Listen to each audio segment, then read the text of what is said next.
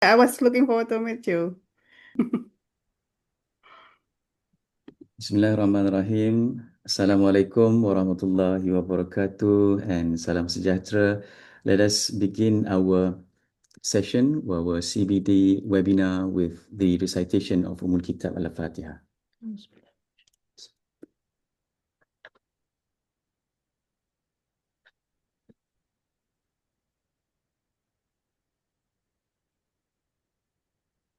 To Professor Dr. Mira Kartiwi, the Director for Center for Professional Development, CPD, IIUM, our distinguished speaker, Professor Dr. Fauziah Abdul Rahim, who will deliver the talk for today, professors, associate professors, head of departments, doctors, brothers and sisters. Welcome to our monthly CPD webinar, Alhamdulillah. Brothers and sisters, as educators, we design assessments every year and we set questions, make scripts and grade our students. Yet how often do we pause and ask ourselves, are these assessments truly aligned with the learning outcomes and program learning outcomes that we have set to achieve? Assessments are not just tools for measurement, they shape the way our students learn and engage with the knowledge. This session is an opportunity to reflect on our practices, revisit the fundamentals of formative and summative assessments, and refresh our approach so that our assessments genuinely support deep and meaningful learning. Whether you are new to teaching or a seasoned academic, this is a chance for us to realign, rethink, and re-energize the way we assess our students. To officially commence our session for today, I would be honored to welcome Professor Dr. Mira Kartiwi to deliver her welcoming remarks.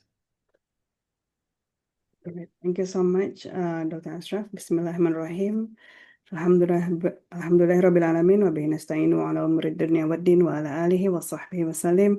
Alhamdulillah, Jumu'ah Mubarakah, and congratulations everyone for joining our session in a day of Barakah in Friday. So may Allah bless our good deeds, inshallah. And first, of course, I would like to thank Prof. Fauziah. As you mentioned earlier, I think we've interacted a lot more in online rather than in face to face. So I'm looking forward someday Allah give me the rezeki to meet you in person, inshallah. But it's an honor for us. So you are very busy and you're still taking time to be with us. We really, really appreciate it. And I'm very sure we'll look forward to learn a lot from you because for everyone information, Prof. Fauziah is among the co-author for the alternative assessment book by KPT and Magnetic, which the book can be easily downloaded from Mohi website. I will share with you the link later on, and we will also reference that in our website so everyone can refer and then get to the reference during your preparation for the next semester, inshallah. So again, Jazakumullah khair. Thank you so much, Prof. Fauziah. And I would also like to thank Dr. Ashraf and Sister Hilda for preparing this session many, many weeks in advance. And this is, of course, in a series of a lot of trainings, upcoming trainings that will help everyone to get prepared for the semester, which will start on 6th of October, which is a month away. So we look forward for learning from Prof. Fauziah, preparing the assessment, and hopefully this will put a lot of things in perspective, especially when we preparing the assessment, a must-have components of every course, right? So thank you so much again, Prof. Fauziah, and thank you so much, everyone, Dr. Ashraf, Sister Hilda, and all participants. May Allah bless you, because what you will learn in here means that you will have a lot more things to share with your students, inshallah. Barakallahu fikum wa ahlikum jami'an. Jazakumullah khair. Assalamualaikum warahmatullahi wabarakatuh. Waalaikumsalam warahmatullahi wabarakatuh. Thank you very much, Professor Dr. Mira Kartiwi, for the welcoming remarks. Ladies and gentlemen, it's truly my pleasure and honor to introduce our speaker for today. Professor Dr. Fauziah Abdul Rahim is a professor of educational psychology from the School of Education, Universiti Utara, Malaysia. She has over 25 years of teaching experience and has been actively involved in research, publication, and community engagement. Her passion and contributions to scholarship and in teaching and learning have been honored with the nation's most prestigious accolade, the 12th National Academic Award, Anugerah Akademik Negara in 2018 for teaching in the Applied Social Science and Applied Literature category. This recognition came after her receipt of UUM's Distinguished Teaching Award in 2014 and multiple gold and silver medals at ITEX and Pachipta for her innovative educational research. Beyond her teaching excellence, Prof. Fauziah is a committed academic leader. In this capacity, she spearheaded the development of the Good Guideline of Practice assessment for students learning under the purview of Malaysia's Qualification Agency, MQA, thus significantly contributing to the quality of higher education in Malaysia. She currently chairs the University Ethics Committee in UUM and leads the Education and Wellbeing Cluster under the UUM Council of Professors. She is also instrumental in shaping national educational standards through her service as one of the panelists for the National Academic Award teaching category and as Deputy Chair of the ACRI Committee for Alternative Assessment. Her passion for impactful work, being involved with the community when leading project under the Knowledge Transfer Program funded by Ministry of Higher Education, provides her with the experience to also head the University Community Initiative, where she currently heads the Knowledge Transformation Thrust for the Changlun Transformation Project. To the participants, inshallah, we will listen to Professor Fauziah.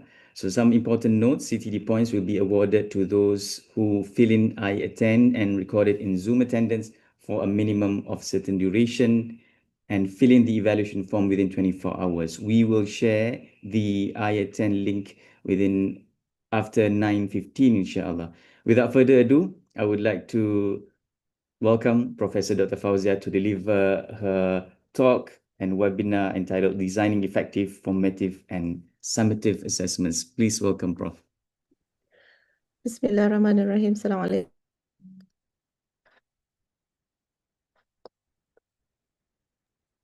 Sorry, Prof. Your mic is mute. Mute. See? Bismillahirrahmanirrahim. Assalamualaikum warahmatullahi wabarakatuh. Thank you, Dr. Muhammad Ashraf, for the kind introduction, and Prof. Amira Katiwi for inviting me, and also Sister Hilda for helping me with this to make it a reality. Thank you, everybody. Yes, I hope this is a beautiful day, and whatever that we share, whatever that I'm about to share with you today will be of benefit to you, but most importantly, as what Prof. Mira says, and I think what I would be more concerned of is how this can actually influence and help your students' learning experiences. Allow me to share my presentation. Dalam sekejap tu dah hilang pula. Wait ya.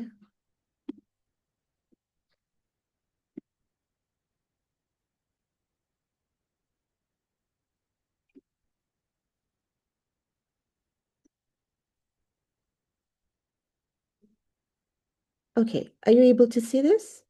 Yep, all good. Alhamdulillah. Right.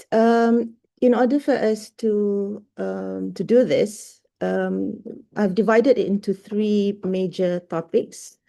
They are the basic fundamentals of designing effective assessment, regardless whether it's formative or summative, or whether it's alternative or traditional. So that's on one aspect.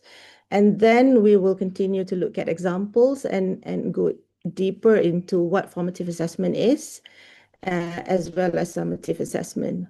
So to do this, we will have three important training objectives. The first is for you to be able to identify the fundamental elements when designing effective assessment, and then to see whether, while I'm actually doing this. I'm hoping, of course, when you're doing online, it's kind of difficult because I'm assuming that everyone is able to listen as well as relate to their own context. I won't be able to see what exactly to what extent you really understand this. So you really have to tell me by asking questions later on if it's not clear. So that will be deciding suitable formative assessment in relation to a given course, and finally to choose suitable summative assessment in relation to the given course. Right.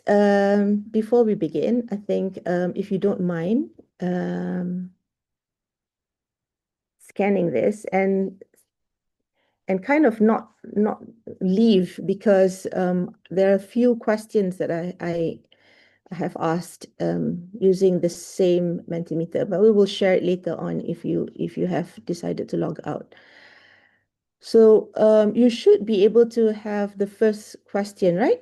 What are my muddy area or areas about formative and summative assessment? I'd like to know what exactly do people want to know more, or you're not sure of, so that I'm able to, to the best of my ability within these hours that are given to me, able to address, if not all, at least some of the areas that needs to be covered. Okay, I need to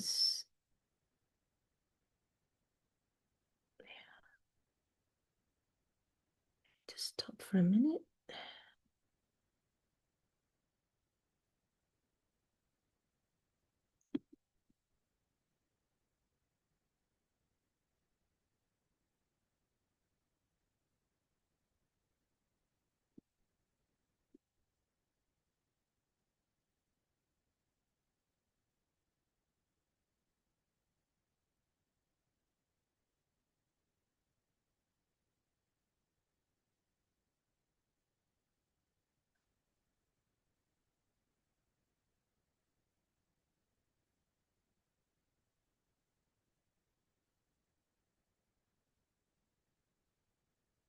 Subjective to assessor. I want to know the difference between these two and benefits of these two assessment. Okay. Whether it truly reflects and achieves my LO. Yeah, as I said, well, I'm hoping that you are able to do that while I'm sharing it with you. But of course, to truly see whether it's actually related or not, that requires a more in-depth training. To what extent we utilize formative assessment, how effective my assessment is a tool for learning, on grading, weightage distribution. Okay, how do I give constructive feedback as a part of the formative assessment for 140 students in my class? Okay, how to find the right balance between flexibility, policy standards, how much can students use AI in doing submitting their work? Okay, most of the times. Okay, I need to put this, maybe cancel this. Okay, any difference of FA between UGPG? What extent my assessment support my CLO? It becomes more challenging to design assessment. The current development area related to how to overcome this. Yeah. How long to what extent the questions and answers should be? Confused between the time assessment. Okay, that sounds good enough for me to continue.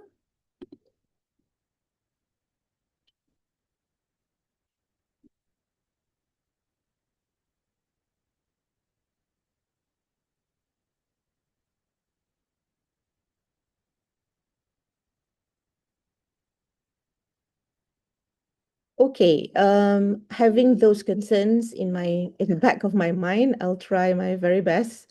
While I'm doing this, I'll try to connect to the concerns that you have in the beginning. Okay, but to give you, as mentioned by Prof. Mira just now, these are the resources that I think would benefit you when you're doing planning for your assessment. Number one is the Malaysian qualification framework, because they have the current understanding of how each learning clusters and the explanation about the levels of the cognitive, affective, and psychomotor being explained in that framework.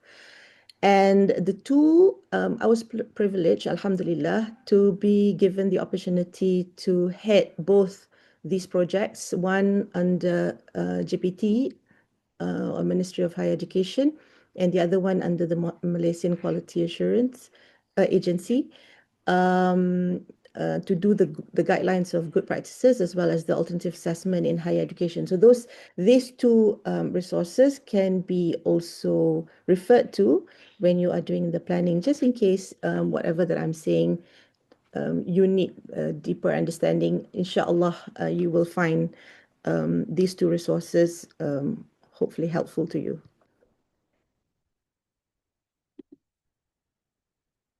Okay, although we are talking about assessment, I have to place this notion that it's all actually interconnected, in the sense that how you view assessment and how you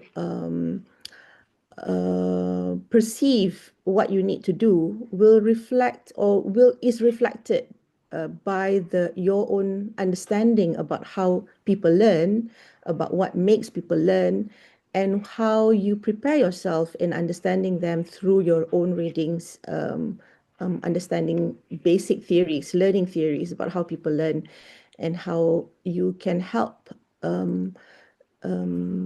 develop assessment that can also harness the ability to learn. And both your philosophy and the theories that you understand would also influence the way in which you teach and the way in which you assess your students, which means the approaches of your learning and teaching would be different. If you feel that students need to be tested all the time, and they learn by memorizing.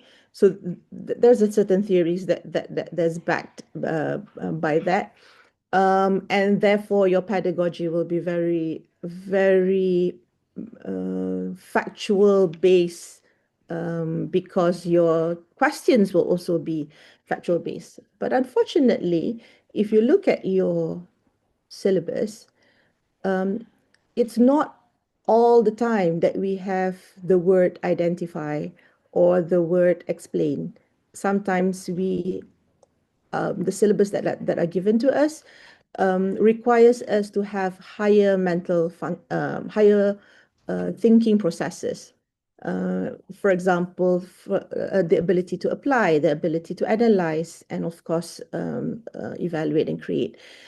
So if we fall back on the way in which we think how students learn by memorizing, then we will fall short, our students, in the long run, and especially when we're asking the wrong questions and not related to the learning outcome, which is one of the issues that was raised in the Mentimeter just now. So not knowing how to connect your learning outcome and the way in which you prepare yourself. So educators must, with purpose, that means with intention, to design your pedagogy as well as your assessment, with a notion of making sure that your students are able to fulfill the intended learning outcomes that has been stipulated in the syllabus. So for today, for this morning, what we'll be focusing on will be the assessment. And assessment basically, especially when we now are in Malaysian context, we follow the outcomes-based education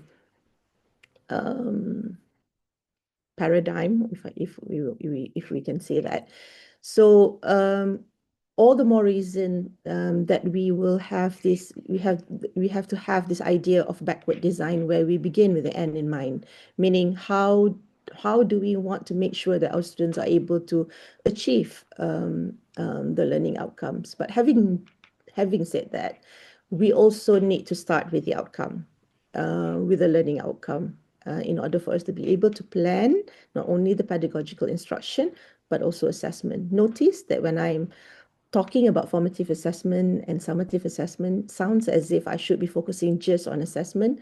Unfortunately, I see teaching and teaching and, well, learning and assessment as two sides of the same coin. So you can't run away from looking at how you teach as well as how you assess your students.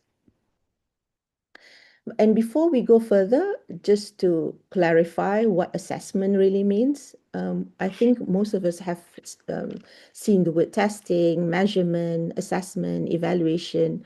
So testing is, as written in the Alternative Assessment Higher Education, in page 20, it says that testing can be used to measure the level of knowledge, skills, and attitude. So a test is a test. So you can have an MCQ or a short answer question, or even an essay as a form of a test.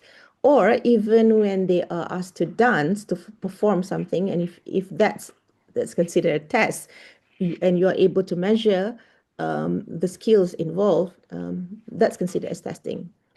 Measurement is how you put the score to the test, meaning you assign numbers to something that you're looking at, which might be qualitative in nature, but you're assigning numbers to that. So there is a score to determine the learner's performance. So if you are using rubric, then you will have a scale of perhaps 0 to 5, 5 indicating excellence in performance or above expectation, and 0 have not even, not there yet.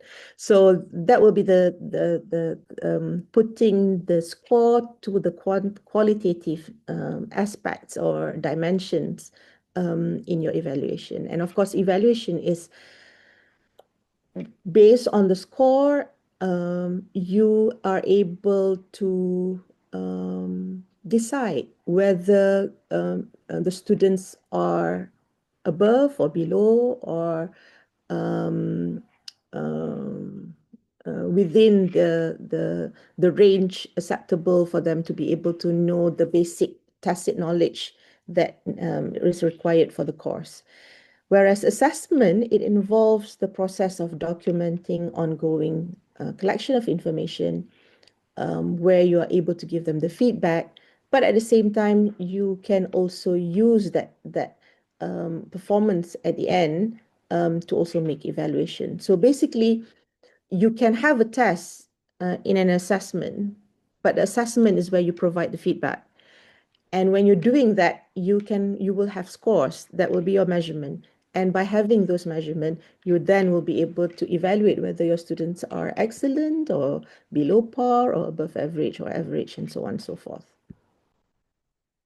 So as I mentioned just now, because at the moment, we focus on outcomes-based education. So there are certain theories that will be of more importance than the rest. I'm not saying that the other theories are not relevant, but certain theories will become more relevant in the context of outcomes-based education. So when we see the word construct, what do we mean by construct? It is actually to create something, but in the context of learning, it's the students creating meaning, whatever discipline that you are teaching. When you're talking about construction, is the processes that involves that helps them to create that meaning. Yeah, so it's if you put it in the learning context, and in this outcomes-based education, we also have what we call constructive alignment. I think by now in 2025, everyone should be able to understand what constructive alignment is. I think we began this in perhaps 2009, because I remembered I started doing training sometime in 2010. It was a long time ago. Yeah, people didn't understand what it means by constructive alignment. I think by now people would be more aware of what it means by constructive alignment. But just in case, making sure that I do not assume things. what it actually means, just like when you talk about alignment, you want everything to be in line, right? To be aligned. So what we are talking about here in the context of education is when you have your learning outcome, that is like the goal, the standard, yeah, in the teaching context. So if you've already got your learning outcome, that is the standard, then you plan for your learning and teaching activities to be aligned to the learning outcome, and also the assessment to be aligned to the learning outcome. So teaching design that aligns learning activities, pedagogy, and assessment with learning outcomes, with the learning outcomes is what constructive alignment is. And underpinning this is the constructivism perspective of learning. So one of the theories of learning is constructivism.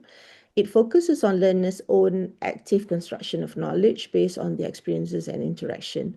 So it's no longer about you telling them, it's about how they make sense about learning,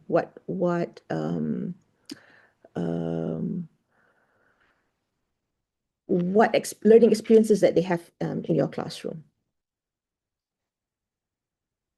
So when we design our curriculum, okay, we have the notion of this, in the notion of making sure that we are able to change, the person in front of us. And when we say change, what do we mean by change? We want them to change in terms of their thinking, in terms of their feeling, and in terms of their behavior. And this essence, the reason why I call the essence is because that's the essence of curriculum development. That's also the essence of engaging learners to learn. And that's also the essence of assessment. So you will have to look at the head, how people think, to look at the heart, how it influenced them in terms of the values that they have. And in terms of the hand, in terms of their behavior, what can they do upon achieving the lessons or the learning or the knowledge that they got from your class. So if you put them in the context of curriculum and assessment, this is what we call, or this is where it appears in your syllabus. I'm sure you're familiar with this, where they will have the cognitive component, the affective component, as well as the psychomotor component. And of course, some people redefine affective and psychomotor as part of the learning skills, which I think, yes, that can be done. But what we're talking about in terms of the cognitive, affective, and psychomotor is actually the learning domain. The skills that you have is the skills, but in a learning domain, meaning in a syllabus, or in this case, I call it curriculum, you need to have these three components because we want them to not only understand, but feel that this is important and know what to do with the knowledge that they have got in the classroom. So this is basically the goal of education. So in the context of engagement, that's the ABC. The A is the attitude, the B is the behavior, and the C is the cognitive. So you can see the relevance there. The cognitive is actually looking at the head, the attitude is related to the heart, and the behavior is related to the hand. That's why I'm saying the essence of curriculum is looking at how we can change people based on the knowledge and the skills that they have in view of their head, their heart, and their hand. And this is usually embedded in your learning outcome. And that's the reason why it's crucial for you to understand your learning outcome, because this is where you have the opportunity to help your learners to become engaged, to learn according to the standards that you have set in your syllabus. When I say standard here, because we know, right, from cognitive, you'll have from the lowest to the highest. So that's actually the standard that you have set. How how high or how low should they think, or how simple or how complex are their thinking processes, similar to the way they show their values as well as their behavior. So when it comes to constructive alignment, as mentioned earlier, the connection is from the learning outcomes to the delivery and to the assessment. So usually, this is where we have to look at our curriculum. Usually, we will have these three learning domain, this learning domain, the three component, the three clusters in the learning domain, the head, the heart, and the hand. And when we are preparing our delivery, we must include these activities that will harness according to the learning outcome. Why did I say the pedagogy and the activities are important, although we are looking at assessment, is because these very activities are what we call formative assessment. These are the very opportunities that we are going to be giving to our students for them to have a go at doing the task given or the activities given or the questions given, and for us to be able to give them the feedback. And when you are doing formative assessment, your idea of providing that feedback is not to give them, it doesn't count in the overall total score, of their performance. If you want to give them the score is merely to give them an indicator of where they are. Okay, example, if you are asking them to present, so they have to speak, and you are teaching language and you want to see how they are able to use language to convince people in when they are presenting.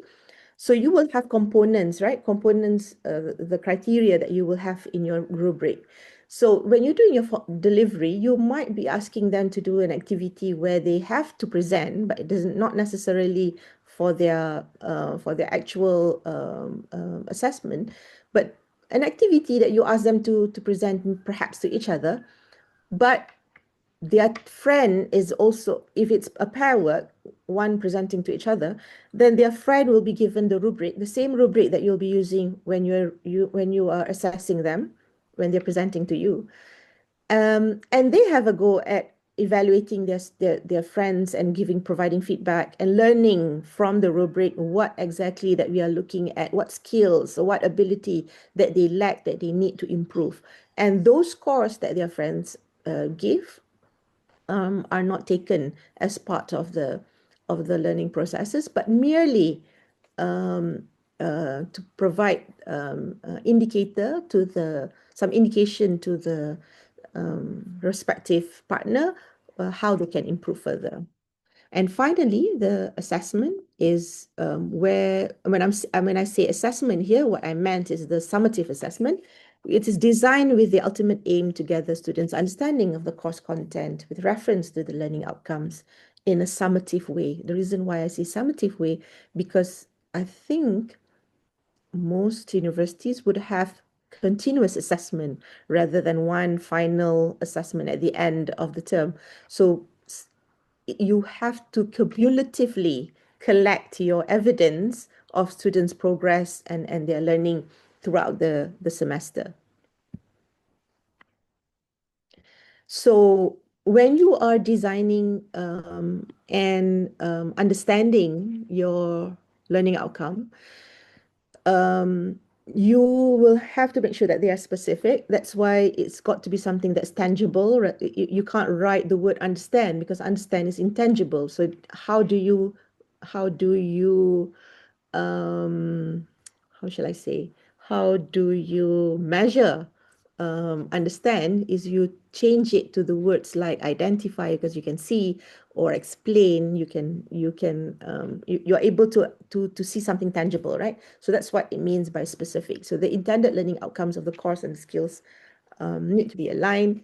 It can be measurable. So activating those verbs in the course learning outcomes when you're teaching, when you're doing your formative assessment, as well as assessing when you're doing your summative assessment with the appropriate tools is crucial. All right, so they can see where they are. They can see their progress as well, even though they're doing their formative assessment, and of course, that would lead to their summative assessment. So, and the next one is attainable, whether you will be able to ensure that the delivery and assessment activities are meaningful and engaging for learning to take place, so that it is something that they can do, and they can see the relevance of doing it in the first place. And this is crucial, because an assessment that students can see relevance, especially when we are dealing with adult learners, if they adult learners, when they are able to see the relevance, they are more motivated to learn, compared to if they think that it's just part and parcel of completing the assessment and graduating. So if the more you are able to connect the assessment and or the task when you're giving them for the formative assessment as close as possible to their real world context, the better they are at making sense, the better they are at constructing meaning. And because of that, because of the motivation and ability for them to construct meaning, it influences their attainment of their learning outcome. Realistic consideration, not only whether realistically it can be done, but connected also to the real world. The reason why I say realistic is because not only we need to know what is our intended learning outcome, we also need to know the student learning time, meaning how long, um, um, how many hours are allocated for the learning outcome. So assuming that you've got 4 learning outcome, so, and you've got 42 hours, if it's a 3 credit paper, how do you allocate the hours for each of those CLO? That will give you a rough figure of the extent of the task that you want to give, or the kind of assessment that you want to give to your students. So that's what it means by not only connecting it to the real world as realistic as possible, but to make it realistically feasible to be done by your students, and not giving them a lot of stress unnecessarily, having consideration their student learning time. And if it's formative assessment, it can be done within a specific time. And of course, if it's a summative assessment, also the same. But the focus here for time-based is also on the more so on the formative assessment, because usually for formative assessment, you will be doing it during your class hours. So you want to know whether whatever task that you are giving your students to do, they are able to do it, and you have ample time to give them the feedback, because that's crucial. Okay. So far, so good. Okay. Right. So, as I mentioned just now about adult learners and all that, right? So that's why it's important to understand your learners, to take the trouble to know your students. Although you're talking about assessment, hey, we're talking about assessment, yeah. Even if you're talking about assessment, you still have to go back to who is it catered for? Who are your students? Are they ready or not? If do they have prerequisite knowledge?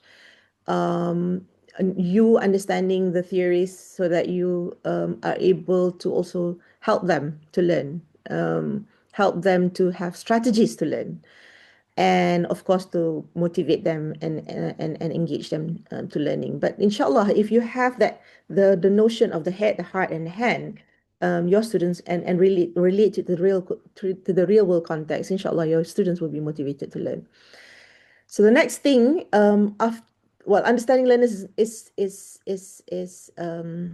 what you have to do anyway. And the next thing that you need to look at is your syllabus. So it's in your syllabus. Sometimes people forget to look at the learning outcome. They go straight to the topics without looking at the learning outcomes. But the learning outcomes is where your standards are. That's where the expectation is. So if you understand the expectation of the course that you teach, you then will prepare activities and assessment that will translate this expectation to your students. So your students will understand, and you'll be able to communicate those expectations either through your rubrics if you're using alternative assessment, either through your quizzes or your online tests that you provide in your classroom to your students. So you need to be clear of the levels and the learning domains and the skills that are involved. And sometimes people just look at the learning outcomes without looking at which learning outcome is connected to which program learning outcome, because it's in the program learning outcome that you have your learning clusters, right? Your skills. Is that how it's done? I think it's similar to all contexts. So connecting it to your PLO is also crucial, because your course is supposed to help harness those skills in view of the whole entire program. Okay, so the reason why you have your course is because it's helping to develop skills in view of the in view of the blueprint of the program. So, sometimes we might be looking at just our syllabus and doing things in silo without looking at the bigger picture of the program. So once you understand your learning outcomes and your PLO and the learning clusters that's embedded into it, the next is actually to look at the activities. So whatever that you choose when you are delivering, you need to ensure that it's the students that will be excited to do the task. It's not just you, well, of course, if it's you, then they can sense the vibe, they can get your passion in there. But what is more important is they need to become excited to do the task, and they need to activate those verbs. When I say activate those verbs, I'm talking about the verbs that you have in your learning outcome. So when you say in your course, you are teaching them to apply. I mean, the course says that at the end of this course, students will be able to apply. It's not you telling them how to apply. Telling them how to apply, you have not done your job well. It's helping them to apply, meaning giving them the opportunities for them to apply whatever that you are teaching in the various contexts. And when we say context, that's where you need to look at the topics that's connected to the CLO. So the topics becomes the context. So every time when we're talking about that particular topic, you get the students to do to apply again, and usually you will have like 3-4 topics into one CLO, right? So you definitely will have a lot of opportunities for your students to really improve their skills on applying, if apply is the learning outcome. So that's what I mean by them activating the verbs. And of course, to do this, it requires a very conscious effort of designing your assessment. It's got to be designed with a purpose in that sense. And finally, ensuring that the learning is measured accordingly is where, again, doesn't matter whether it is the final exam questions in the form of MCQ questions, multiple choice questions, or short answer questions, or essay questions, or even alternative assessment. The question that you need to ask is this particular question reflecting my course learning outcome? Because again, as I said, that's the beacon light to ensure that you know that you're not wrong. And once you've already got the measurement from the students and you're able to do the evaluation, the assessment doesn't stop there. So in the good guidelines of practice for assessment for students learning, part 5 is about CQI. We understand that there's also another good guideline of practice under MQA for CQI alone, because CQI is usually done for the whole entire program, but it doesn't start. It doesn't start or begin at the program level. It starts at your class, in your classroom, when you're doing your assessment. So the whatever that you do in your classroom will influence the whole entire program at the end of the journey, of students' journey and program attainment.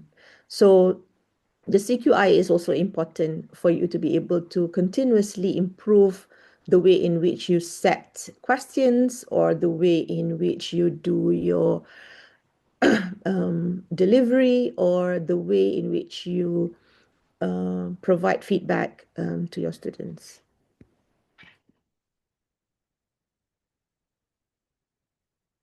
So having said that, again, how is this related to formative and summative assessment? As I mentioned just now, in doing formative and summative assessment, of course, understanding students is important, but the learning outcome is crucial.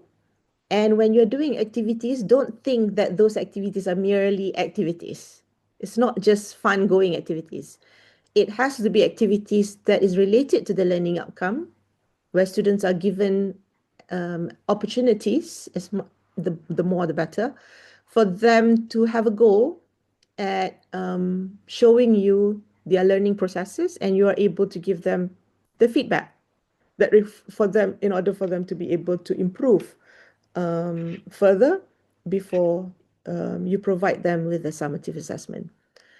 So in that way, if learning or learning and teaching is done in that manner, where people understand the learning outcome, they take the trouble to not just provide lecture, but also provide opportunities for activities to be done during lecture hours, provide feedback for the students, and at the end, well, it doesn't have to be like every day or every time when you meet, you provide activities, but suffice to have one activity throughout this one CLO, one course learning outcome, which is actually probably spread in 4 weeks. Yeah, so you can just do it for once.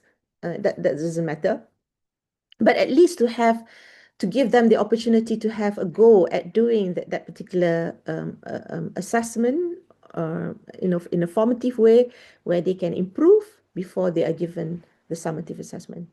I know some of you will start asking me, wouldn't that mean that they will already know the answer? Well, when we give them the formative assessment, we don't give them the exact way that you are going to be asking them to do in your summative assessment. You could change it in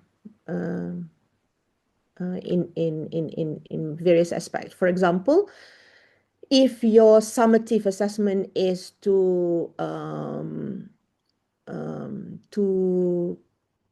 do a case study, so your formative can be a role play, or it can be looking at those aspects from a movie, or so it doesn't have to be exactly the same, but you are still tackling the learning outcome and the context.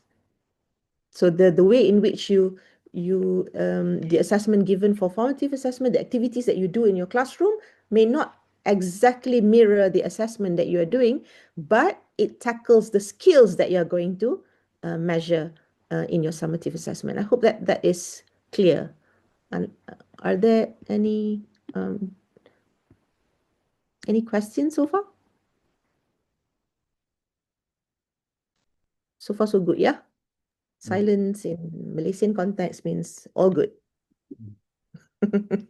So this is where what we'll be focusing on in the next few hours, if not minutes, is the notion of where we put our formative assessment during our class time, and how we develop our summative assessment the usual way, perhaps throughout the semester, because the way in which we do summative assessment most probably will be continuous in nature. So we do continuous assessment where we will have, perhaps in week 2 we will have one summative assessment, week 6, week 8, week 12. Yeah. So those are all called summative assessment. But in between those, or before you provide the summative assessment, the activities that you have in your classroom is what we call the formative assessment. So I think one of the questions was, so why do we need formative assessment and summative assessment? I think I've already mentioned a little bit while I was explaining how it is all connected. Well, generally, when you're doing assessment, we want to know, we want to have the evidence to see whether are our students getting what they're supposed to get. Right? Basically, that's it. Generally, to provide tangible evidence of learning and development. And when I say learning and development, I mean change. And what do you mean by change? As I mentioned just now, we are always concerned about the cognitive changes, but I think it's about time we also look at the not only the cognitive changes, but also the affective and the psychomotor changes. Meaning, I know before this, most people would have that in your syllabus, the affective and the psychomotor bit, but they never measure. They just measure the cognitive. So it's about time that we measure those as well, in order for us to really see the improvement and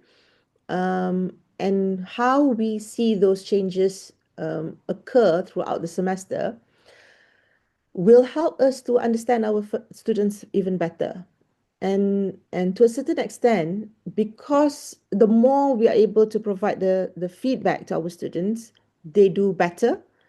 And because we have tangible evidence throughout that semester, we will not have any problems to explain to auditors why there's no bell curve. It's like almost everybody or most of the students in our classroom are doing well. Well, if you have tangible evidence to show they were there, but we provided the formative assessment, no one in this world would deny your students from getting what they should get, because at the end of the day, when you talk about assessment, is we want to look at the evidence of learning and development. And assessment has been looked at in three ways, either in terms of learning. Either it is assessment as learning, for learning, or off learning. I think off learning, we do not have any problem because we're very good at it. We've been exposed to off learning, assessment of learning from a very young, tender age of perhaps even kindergarten, where they will show us what we are able to do at the end. So that will be evidence of learning that determines students' overall performance against a standard set. So if it's in the primary school, they will have bands as a standard. In the higher education context, it will be the learning outcome.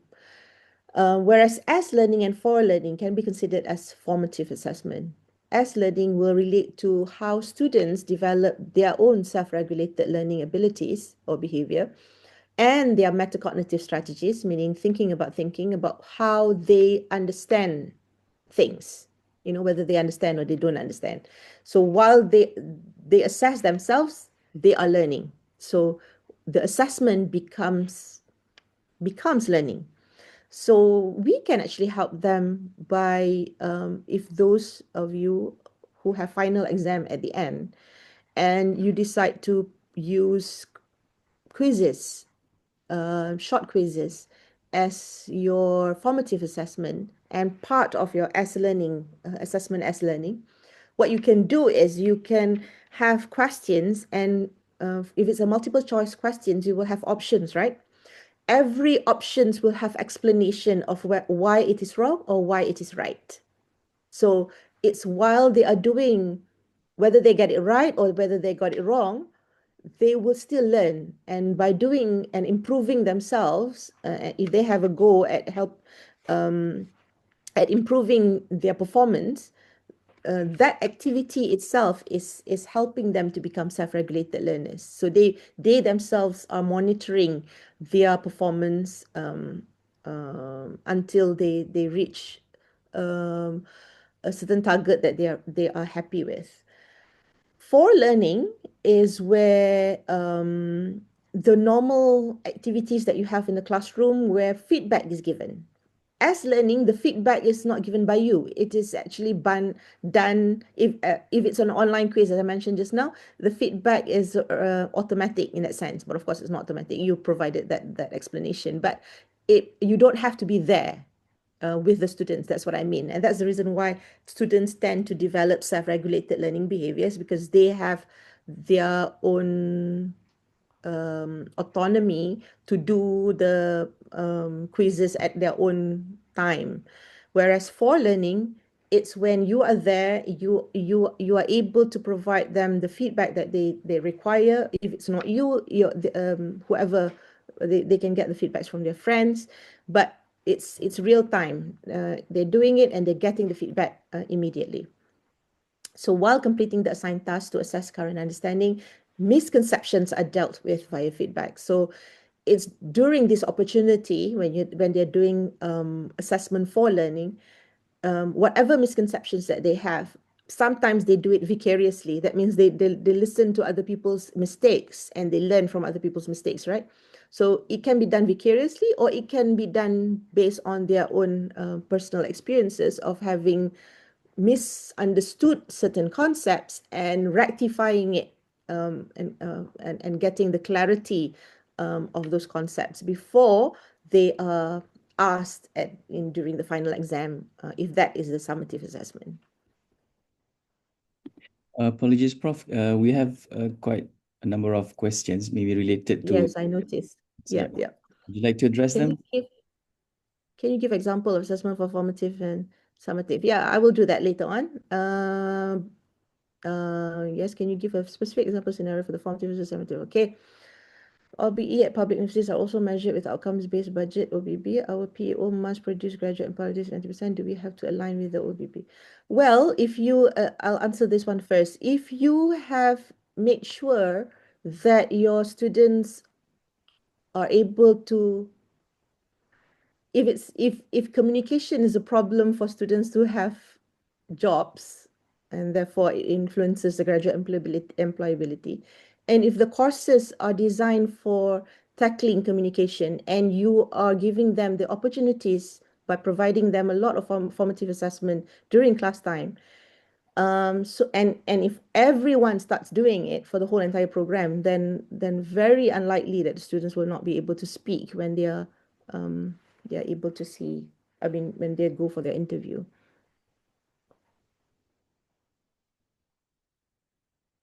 Yeah, okay. For the question on how to measure objectively effective and psychomotor and examples, bear with me. We will talk about it a bit more. So coming back, the foundation of constructive alignment again, the learning outcome. Not only you look at the learning outcome, the topics that's catered to the learning outcome. So that's learning outcome, topics, also the SLT. Remember I mentioned that in order for it to become realistically can be done.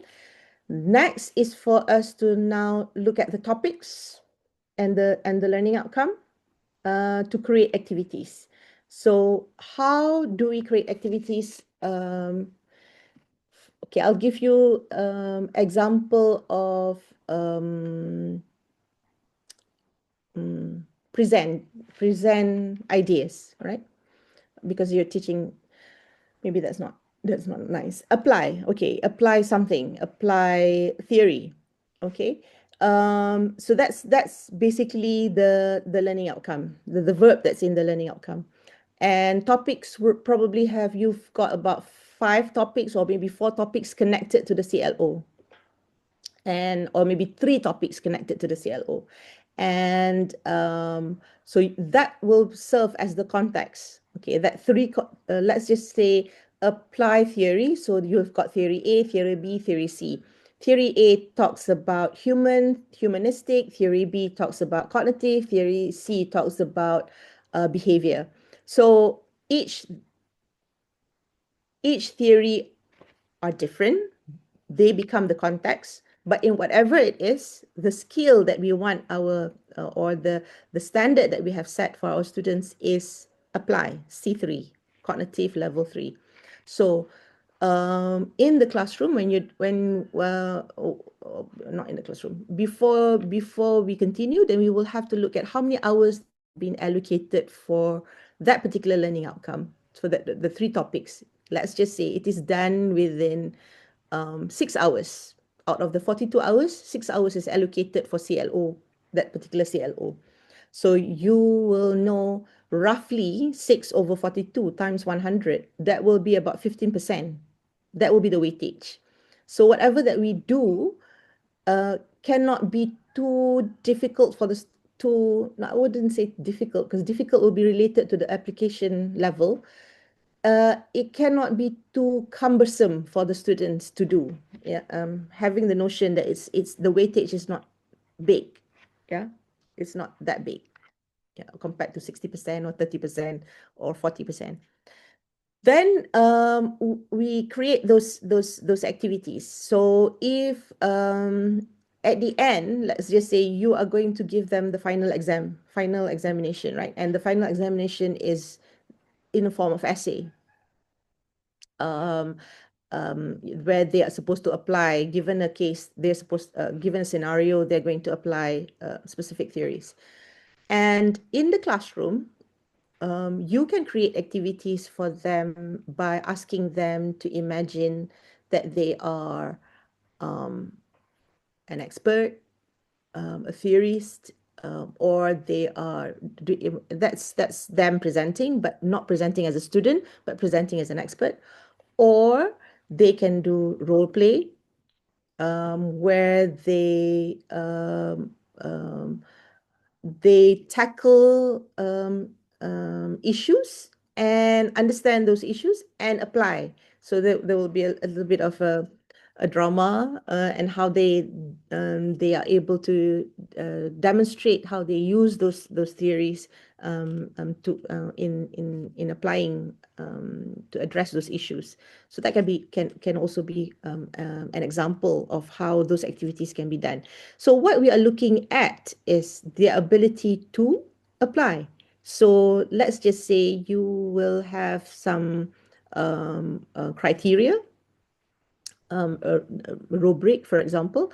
Ability for you to be able to apply requires you to be able to first explain about the theory, and then understand the issues, and then connect the issues to the theory, or connect the theory to the issues. So having those criteria will also be used during when you are marking the students' essays, right? So those criteria that you have can be done in the form of rubric for the students to be able to see how well they apply, how well they are able to connect the theory, or how well they are able to understand the theory and the issues before they are able to apply. So that will be the designing that for them to be able to do, so that students engage in the activities that require them to activate the learning outcome. So it's them doing the application, applying, and you are going to give them the feedback of how well they apply. If they do not reach that certain level of thinking, how would you encourage? Sometimes they can learn from each other as well, so they can learn from their peers. So you can highlight positive things that they can learn from their students, from other people, and how they can actually improve themselves. That can be another way of providing feedback, especially if it's large groups, in a group of more than 100 students. So you can actually use students as well, and you can also get representatives to show as an exemplar. And this is to also to ensure those evidence. The reason why you need to put them in a rubric, or take a picture or video record their presentation or whatever. That is your evidence of learning, the assurance of learning, that learning has taken place, where perhaps initially they did not know how to apply, to perhaps by the time they reach the third topic, the ability for them to apply, I mean, they're able to get it, to understand what needs to be done before they do their summative assessment, because it's the summative assessment is what counts, what measures students' performance. For formative assessment is just to provide them the feedback. So sometimes people don't do the formative assessment, and that's the reason why students don't do well in the summative assessment. And to answer back the question relating to the graduate employability, um, it wouldn't be fair, right? The whole notion of assessment is you've got to be fair. If your students have not been taught how to apply, they've been taught about topics, but they still do not know how to apply, then it will be very unfair for them to be assessed uh, in terms of their ability to apply. So naturally, they will not be able to do the work, their exam or their assignment well, and because of that, will show in their results and also lack in their overall skills. I mean, results is is one thing, but the most important thing is students' perceptions of themselves, of their ability and their motivation and their confidence levels in view of what they are learning in your classroom. Okay. So it doesn't matter whether it's any kind of assessment, but especially alternative assessment. If you're using alternative assessment instead of the final exam, fairness, as I mentioned just now. So when you're talking about fairness here, we have to give them the opportunities to be given feedback before they do their summative assessment. And the assessment must relate to the learning outcome, because that's the standard. And only when you relate to the learning outcome, you will not be having problems with the reliability and validity issues. Reliability, validity issues will come if you are asking questions that is not related to the learning outcome, to the standard. Meaning, if your standard is at C4, the questions and the assignment has to be at the C4 level. Okay. And of course, as I mentioned, because we are dealing with adult learners, so the closer you can get and they are able to relate to the real world, the better, because then they are able to see the relevance of the theory, the relevance of the knowledge that they are learning into the context of them and their world. And to know or not whether which one will be more suitable, alternative assessment or the conventional assessment or the traditional assessment. Well, if you feel that you want, you are creative enough to come up with a project that has no one solution, or assessment that has got no one solution, then alternative assessment will be more suitable. Whereas if it has just one solution, then the conventional assessment is more suitable. And that's the reason why alternative assessment, you will have rubric, because it will differ based on the depth of their responses rather than the solution itself. And in terms of skills, right? Just now, the question was, how do we measure affective and psychomotor? Well, unlike cognitive, but then again, even cognitive, you're just asking questions and from there you're giving marks. But if you translate those criteria and putting it in a rubric, you can also give them marks.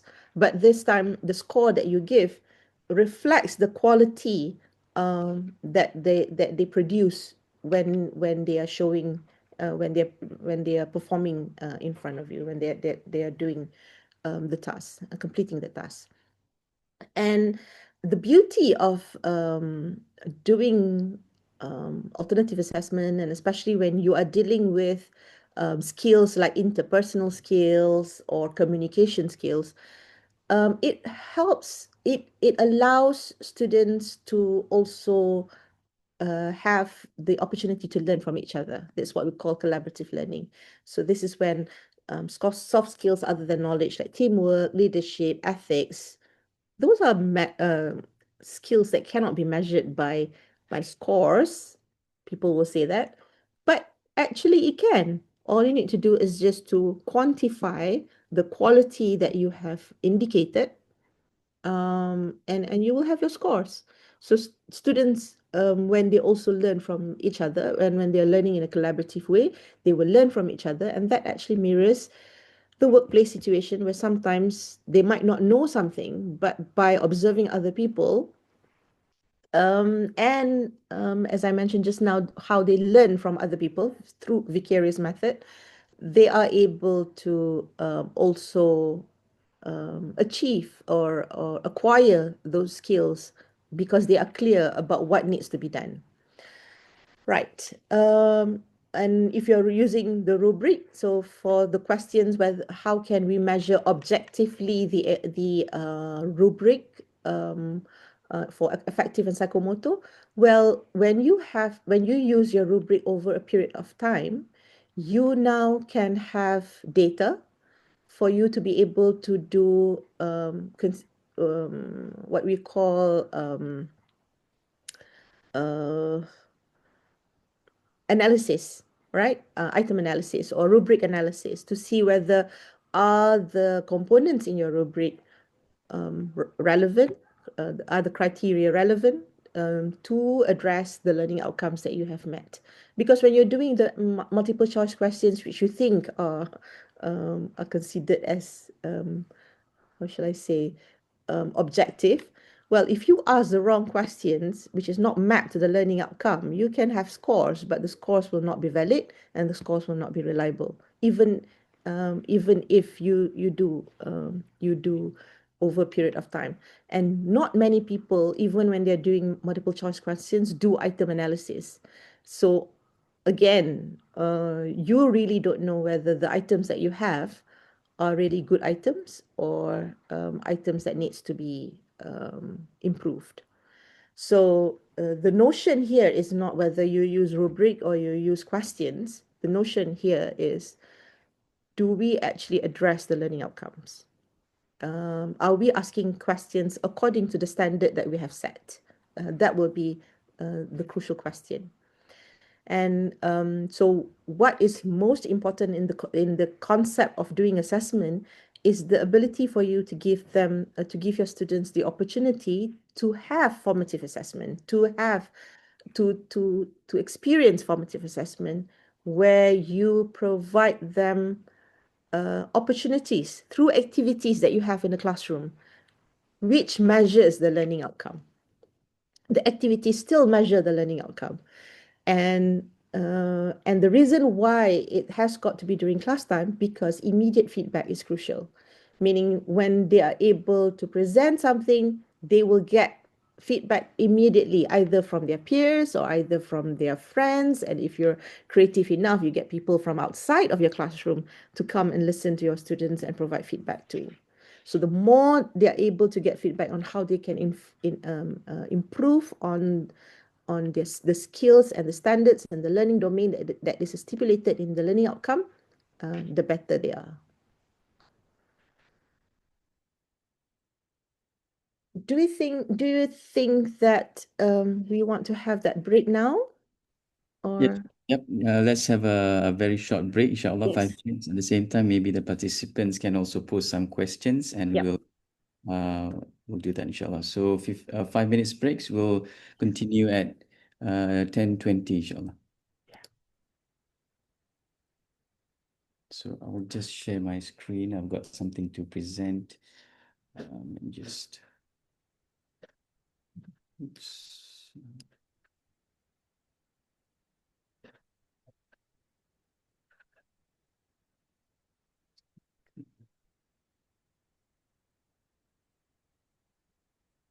Circumstances unit to October 10th. So it's a session on public speaking and presentation skills for lectures, conferences, and seminars, which will be delivered by and shared by Associate Professor Dr. Adlina Haji Arifin. Some of the things that we've heard about Dr. Adlina, I think most of you in Gombak might know her.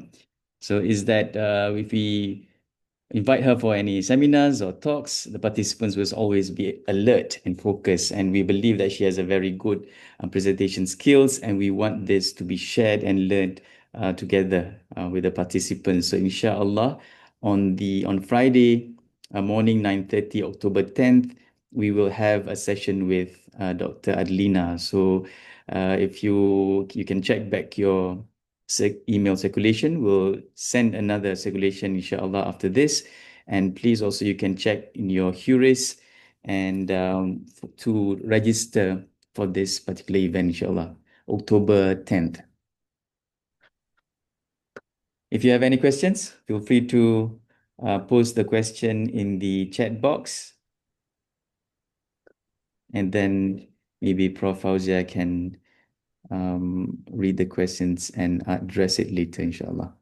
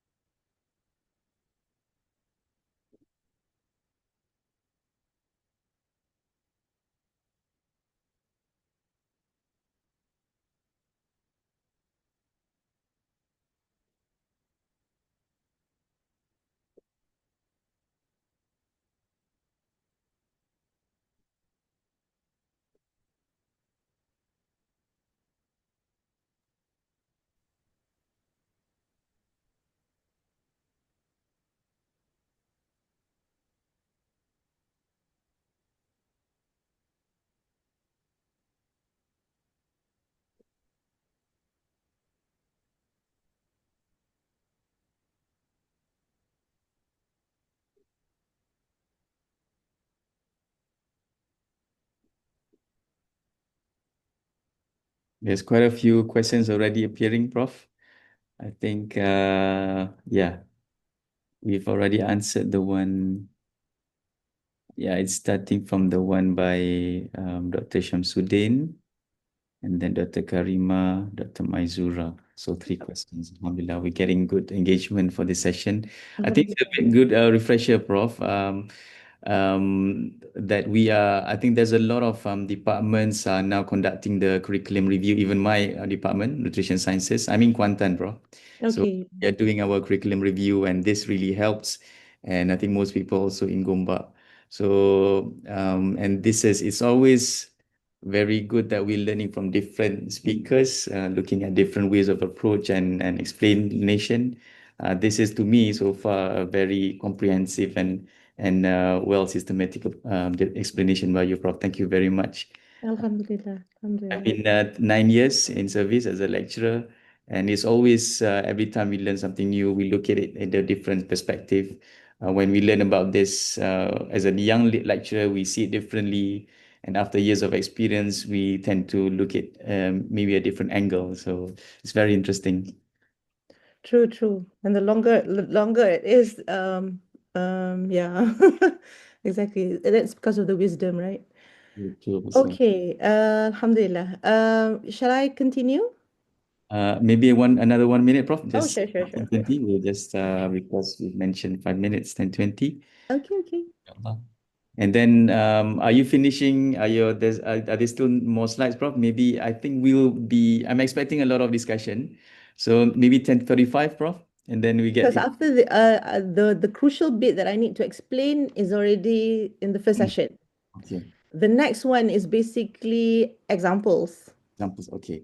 So So it should be quickly done, and then I will open for questions. No worries, for discussion. welcome. Please proceed, Prof. Thank you very much. Inshallah, we continue. I'll just unshare my screen, stop sharing.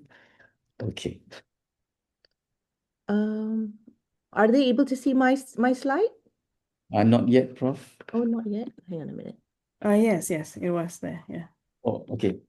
Maybe because let me just check. Yeah, already appearing. Oh, yeah. Okay. So now it's like I'm giving examples. So assuming that this is the current course learning outcome, right?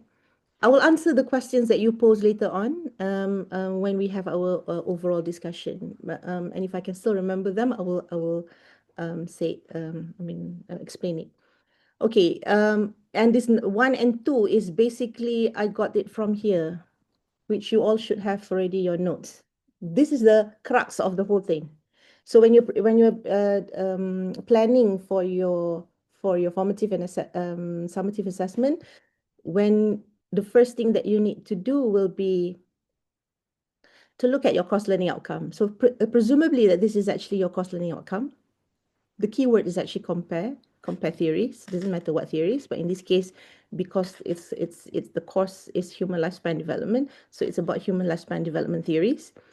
And the skill or the PLO that was assigned to it is actually LOC3B, which is interpersonal skill.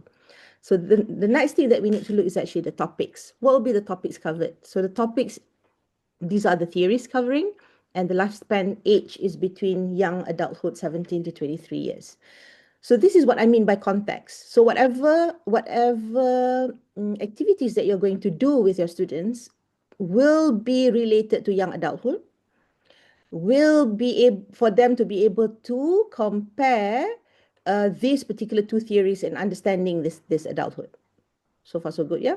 And because it's interpersonal skills, how should we encourage or really get them into this the notion of understanding interpersonal skills?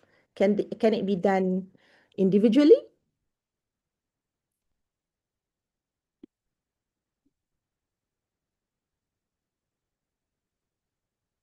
No, right? Interpersonal skills means you are communicating with someone, so you have to do it in a group. So all the more, so that will help us presumably in a class of 150 just now. So you can actually have smaller groups because even and especially if this theory has subcomponents in it, so you can have larger group members, but each member is assigned to a certain thing, so they can help each other to understand the theory better before they're able to do the comparison and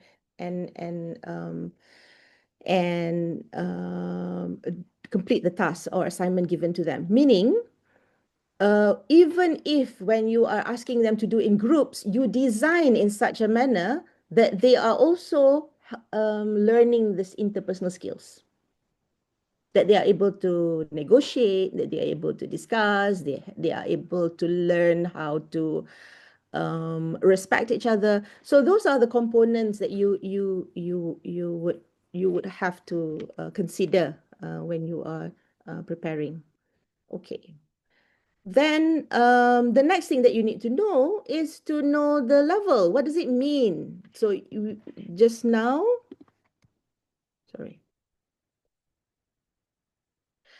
So we know that the level is C4, A4, and interpersonal skills.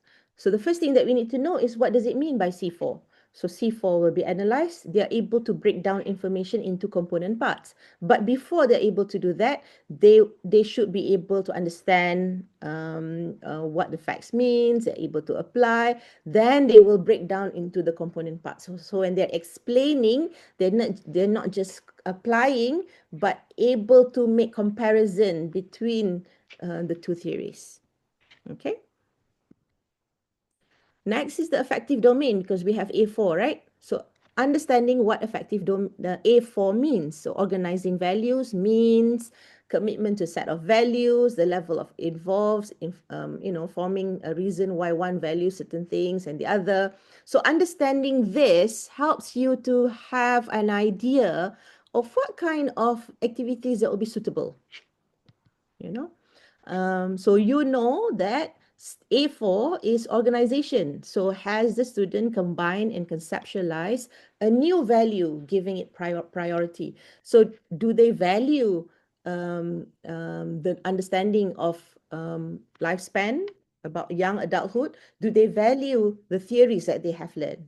Are they able to conceptualize the value that they have stipulated? So that's the reason why we need to understand all this, and it's because it will give us ideas about how to come up with our exciting activities. The next is the interpersonal skills. Don't forget, because you've got your PLO, you've got your learning cluster that you need to take charge of. So you need to understand, what does interpersonal skills mean? So you can decide, for this particular course and this particular assignment, this is the skills related to interpersonal skills, the domain that I want to focus on. So then you will develop your rubric and all that. The next, remember I told you about the theory as the topics as the context. So understanding the theory. So the more you understand the theory and the various sections, so you can now decide, if I've got 150 students in the classroom, can I have more than 5 people working in a group or 10 people working in a group? If it's 10 people working in a group, so that it's manageable for me, there will be about 15 groups. How can I make sure that each member is actually playing a role? So am I able to give them, assign to them tasks that each of them are responsible of? So that's the reason why we understand the theory, the topic, sorry about saying the theory. We understand the topic in order for us to know the context when we want to design our um,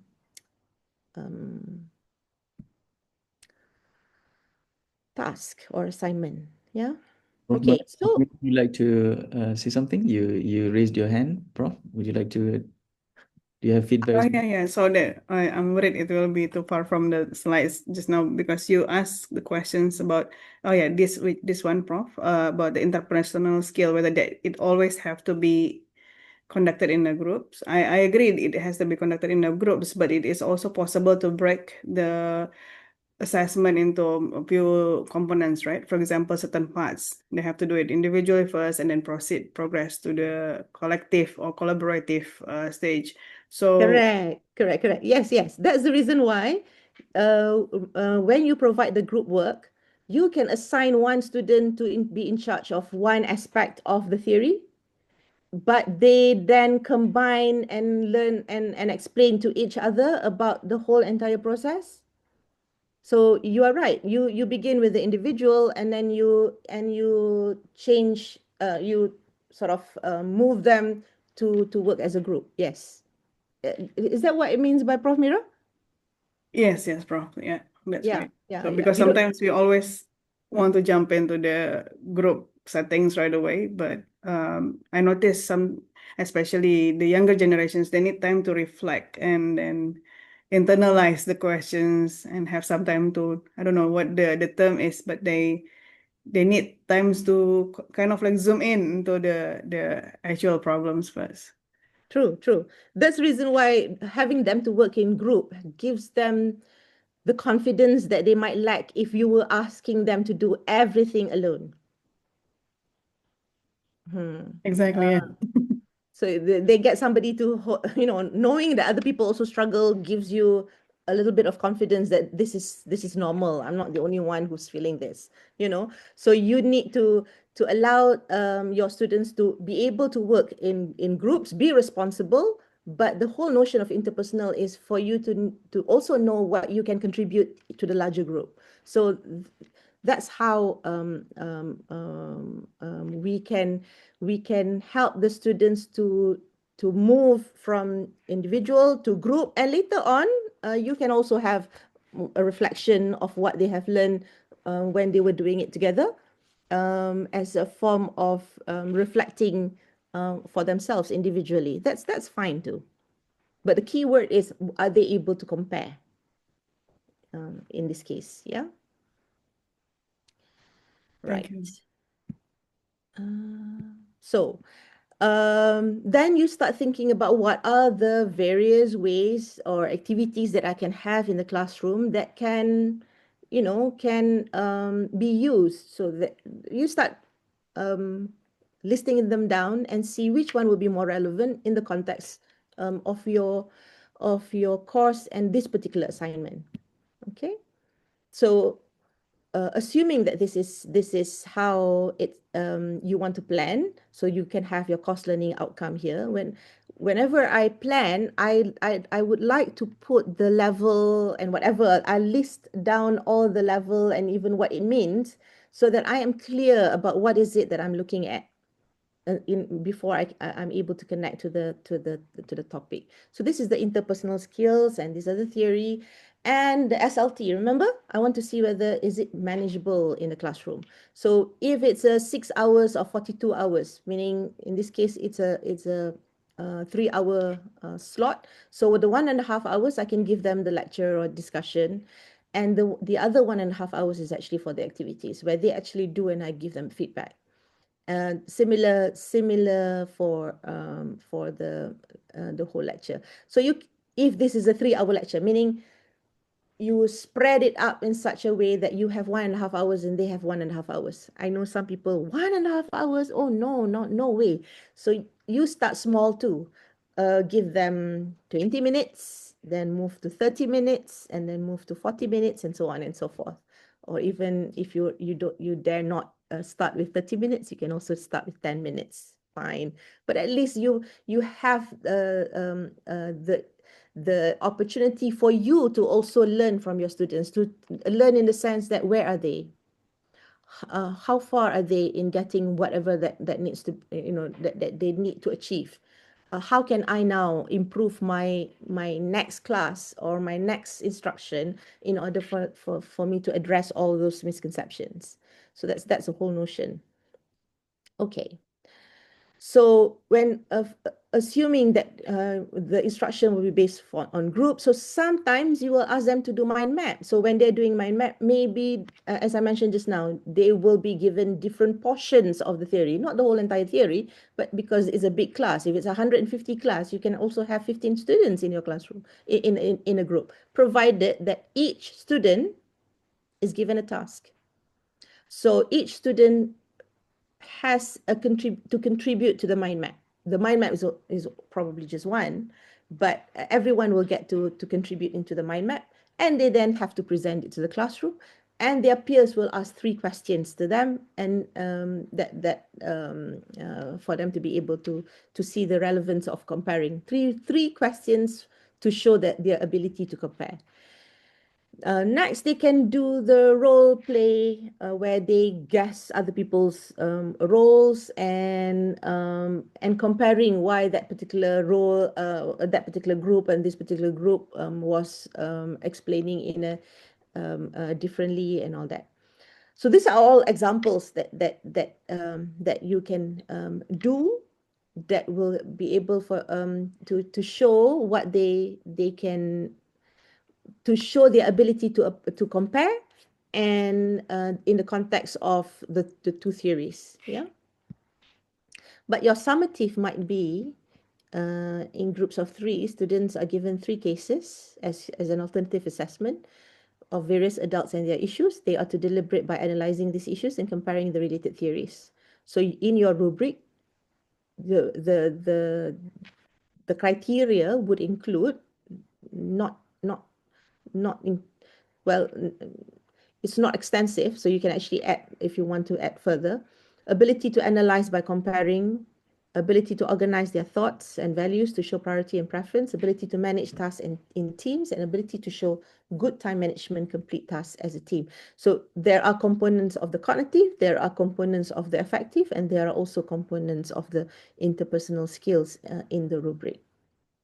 So why do I need to do the mind map? Because the mind map will give them the understanding. Remember, in order for you to be able to do the comparing, yes, that's targeting a higher level, which is actually C4, analyze, but we need to make sure that they are ready from understanding to be able to understand, to know how to apply, to know how to compare. So doing the mind map gives them the stepping stone in order for them to address any misconception that they might have, because when they reach here, they need to be able to grasp the theories before they are evaluated in terms of how well they have compared them. So far, so good. Yep, all good. This is another example that I did for my course. I think I'm gonna try and see whether I can give one more example, and after that I'll stop to answer all the questions. So this is a course which is entitled Application of Educational Psychology. It's for postgraduate diploma for students. Basically, it's DPLI, postgraduate diploma for higher education, and sorry, for education. And this is the the nature of how I did the activities as well as the assessment, because at the end the assessment they had to do the case study but in the form of movie analysis.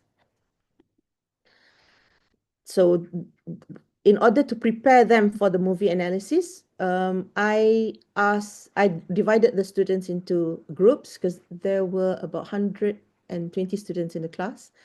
So they were divided into different groups because there are about 10 theories anyway in the course. So each of them will take one theory, and they will have expert groups, and jigsaw means expert groups and their normal group.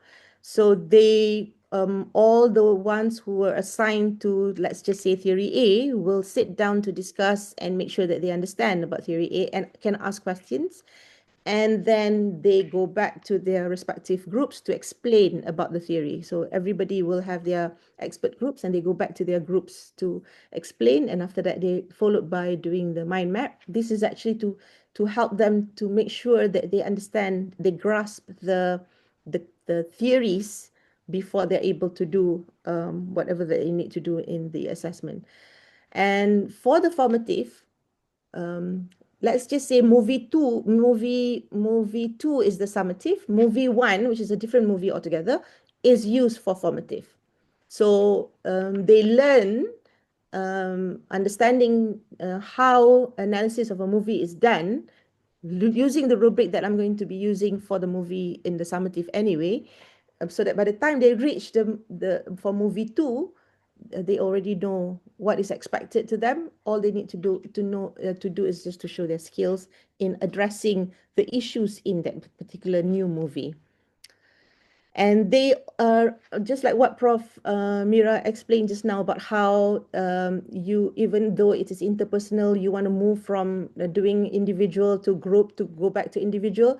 They then have to do the mind map, but this time is the post mind map, meaning after they've completed, they improve the mind map on their own. So that's one example. So the case that I'm about to show is this one. So the reason why it is individual and they go back and do it for their own is because this time it's now personal skills rather than interpersonal skills. However, during the activities, I also ask them to work in groups because I believe that students learn better when they learn with their peers and they develop confidence as well while they're doing it.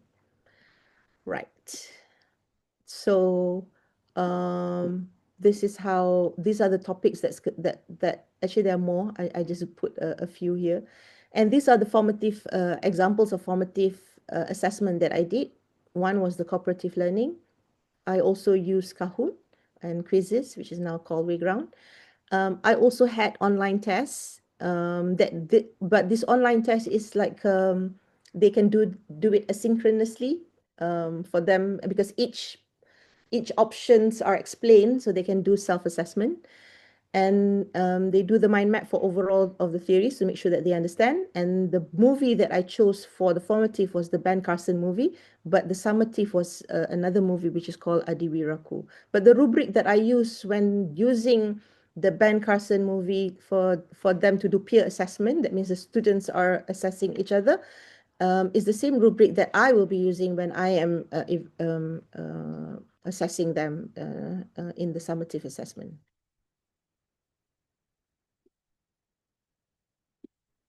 So that's the movie.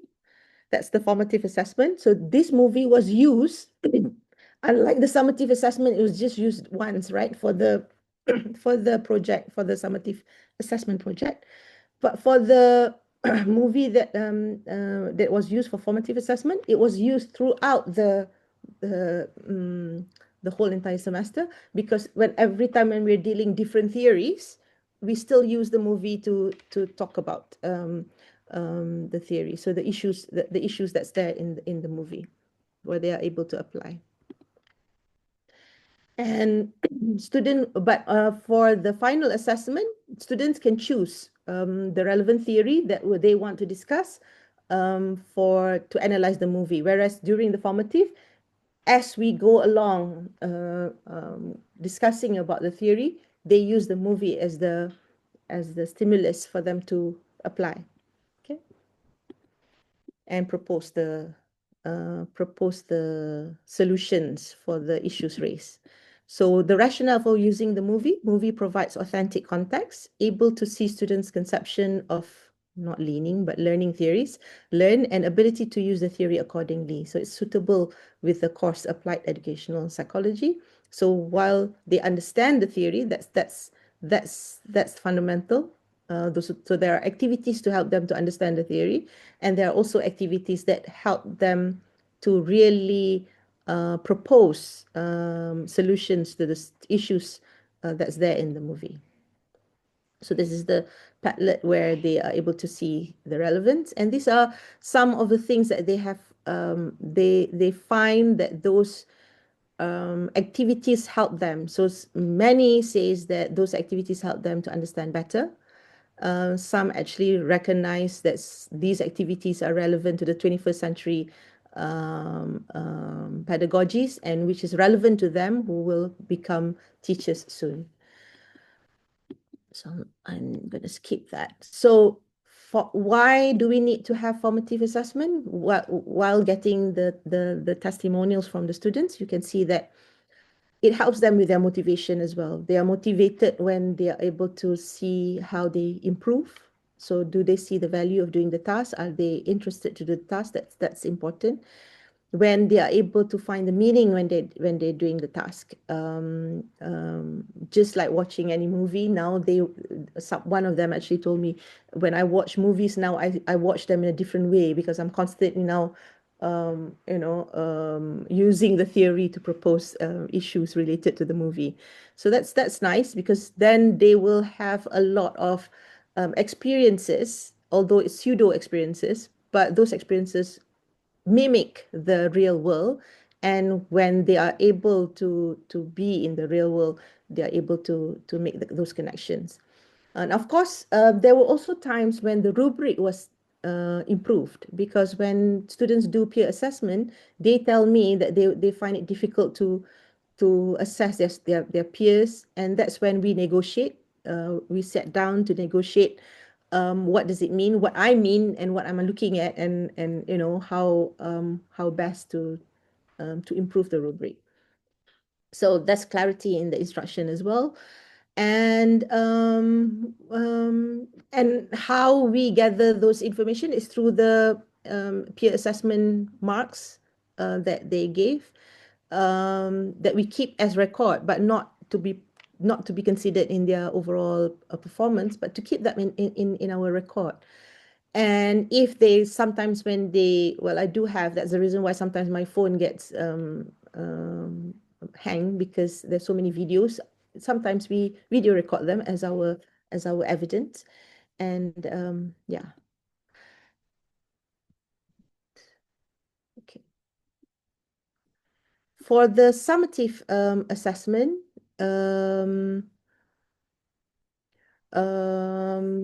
again, we go back to the course learning outcome. What is the course learning outcome? It's actually to determine practical solutions. So they have to propose solutions, and based on this theory that they have learned, the cluster that was connected to it is the personal skills, and topics among them are all the learning theories.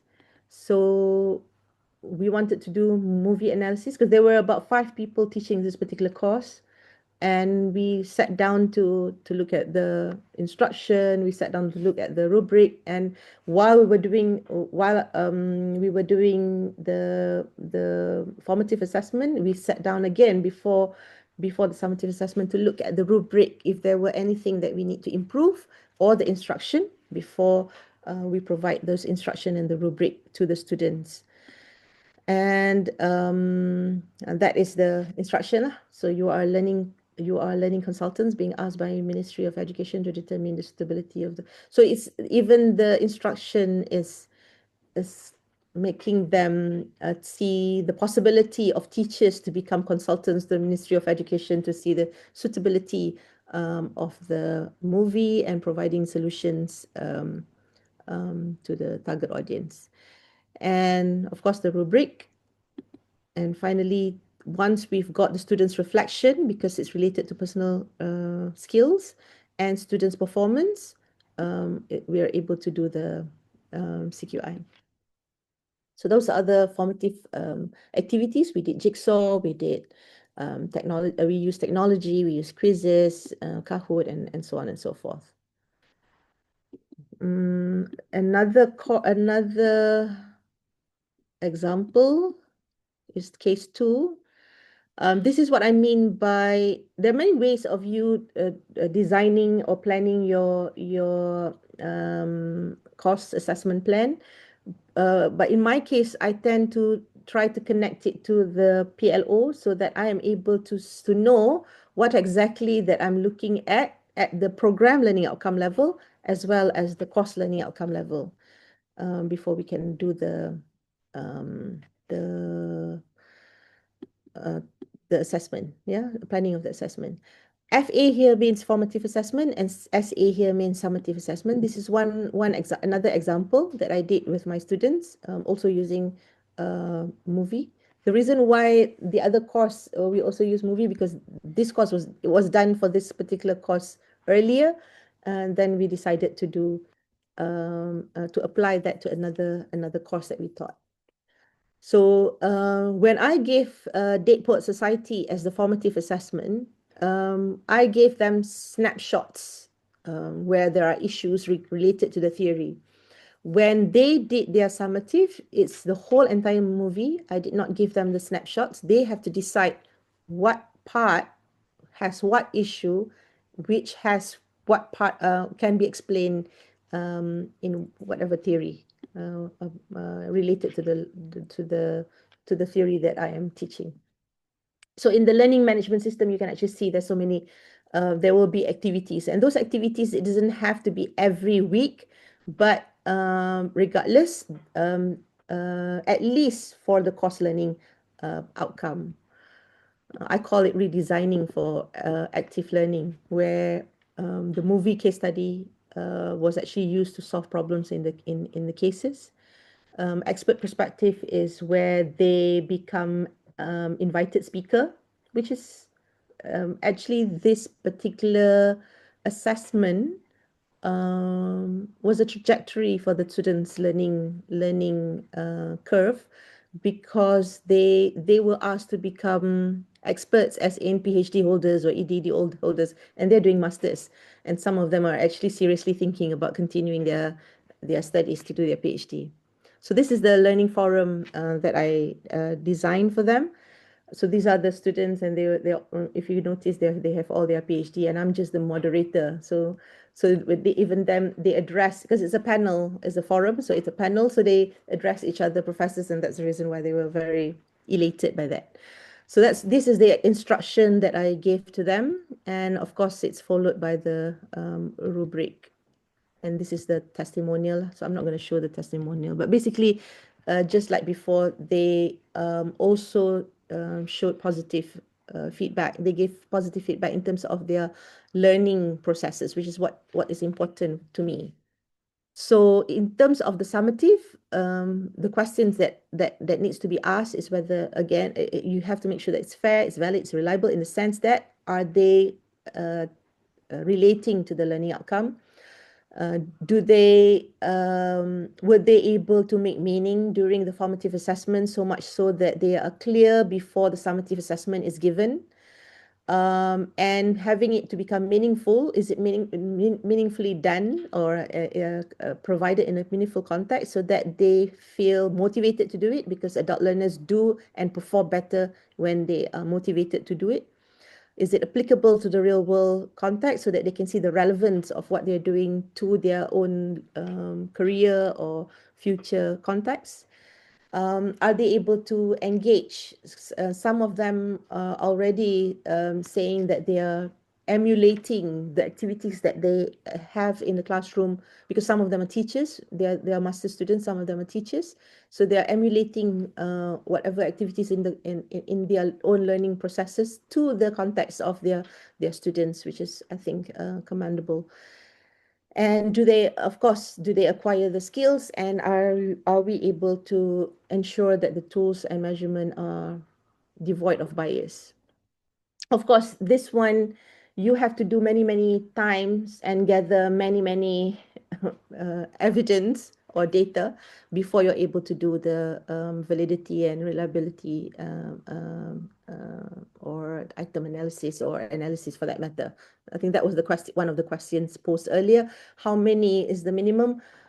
I think we have to follow the normal statistical measurement in responding to whether it is valid or reliable. So that's the reason why if you have smaller classes, you have to do it over time. If you have large classes, then that's fine. Probably you just need about 4 or 5 semesters and you're able to do the item analysis or the analysis of your rubric. So when planning and consideration to make sure that your summative and formative assessment is good, you have or effective in that manner. Number one, not only you have to look at whether it is connected to the learning outcome, relate it to the best as you can, to the real world context, even if they are in the classroom, right? Of course, if you've got virtual environment and augmented reality used in the classroom, that will be terribly brilliant, but not everybody has access to that. So even if you have them in the classroom, they are able to see the connection of what they are learning to the real world, especially when they are adults. That will be better. That will make the formative and summative assessment become important and has value to them. But above all, providing the feedback is crucial. So in the summative, the only feedback that you will be giving them will be at the end when they get their results. So that's not well, that's a feedback, but that's not a feedback for improvement.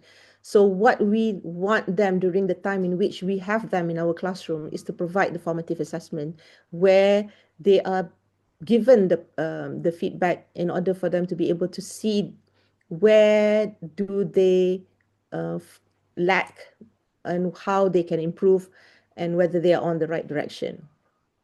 And of course, by doing that, even if they knew, even it started off, they had 2/5 or 1/5 or 1/10 and slowly progressing, that in itself will be helping them to become self-regulated learners. They will know that with effort, with a lot of opportunities that they embark themselves in their learning processes, they are in charge of their learning. So simultaneously, it will motivate and build their confidence. And of course, us as educators, reflecting our practices, we will never have a perfect assessment, but we must continuously improve our practices in order to make it perfect, right? So to do the reflection in practice, on practice while you are doing it, and of course off practice when you're doing your CQI is also important. I think I've come to the end of my presentation. I've got about 5 minutes left, and I'll try to answer all the questions. I think Alhamdulillah. I've answered the minimum. Do we need to You've answered that reliable? one, Yeah, I think. from Dr. Shamsuddin, and the next one would be at 10:17. The question was posted from Dr. Karima. Assalamualaikum warahmatullahi wabarakatuh, Prof. let's say we have 100 students in a session when conducting a formative assessment, do we need to provide feedback to each student individually, or can it be done collectively? It can be done collectively, but if your students are grouped in if you group them smaller groups, they can have feedback from their friends. Mm. So then they will get feedback from their friends, and if within that small group, let's just say 15 in a group, they get feedback from all 15, and then from there they get feedback from and when they, let's just say, when you ask certain groups to present, you give them the feedback, so they get feedback from their friends, they get feedback from you. So it's multiple perspective of feedback for them to improve. Or you can also ask them to reflect on how they can improve. So them reflecting themselves. So yes, you can do it individually if it can be done, or collectively. Second question, Salam Prof, could you share the most effective method to document formative assessments for a cohort of 150 students assessed by multiple lecturers, and what type of documents required as evidence to demonstrate the alignment and achievement of CLOs and PLOs? Um, well, if the one that I showed just now, that movie, the movie, the Adiwira, I had five people. We had five people teaching the same course. So the whole notion of, that's the reason why before we begin our class every semester, we need to have a workshop, or kind of like a meeting for us to actually sit down and plan.